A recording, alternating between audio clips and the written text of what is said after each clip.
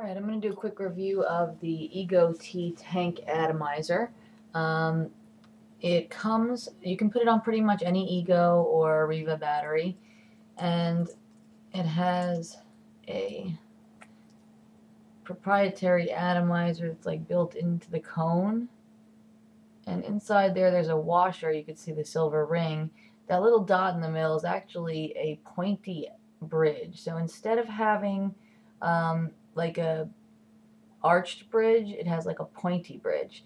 In the bottom of the capsule there's a little hole. Let's see if you can see that, a little hole in there.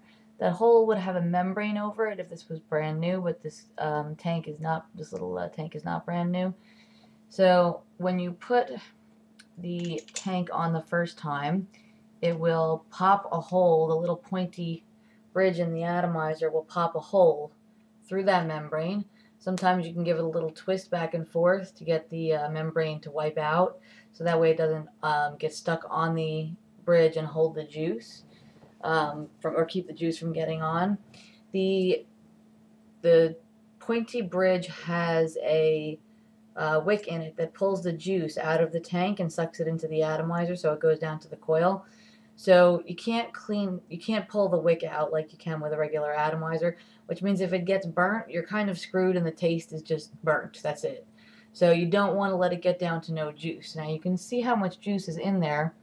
If you look at the top, you'll see there's a little space, and then as I tilt it, you can see the space fills up with juice. There's a little bubble in there that moves around. So when you see that there's no juice, you'll know, because you'll see that there's no liquid coming up to the top when you tilt it upside down. And when you see that there's no more juice, you know you got to refill it. There's a little cap on the bottom that you can pop off to refill it. This bottom part, pull it with your nail and it comes off. It's got a little hole in the middle and it sticks back on top, and you just push it on.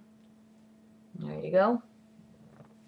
Sometimes there's condensation on the little capsule, so it might be a little bit wet from getting vape on it. There's a little airflow up the side of it, so when you puff you get a pretty good hit. There's two holes in the bottom of the cone for airflow, so you do get a pretty light, airy hit.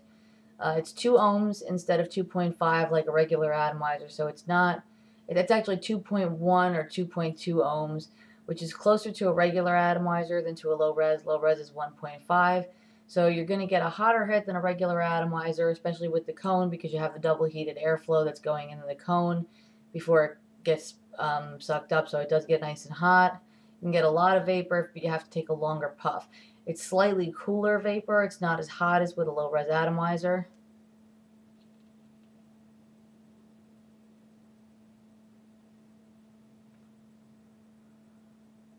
I suspect they will probably make these in low res shortly, or lower res, I guess. So I've been enjoying it.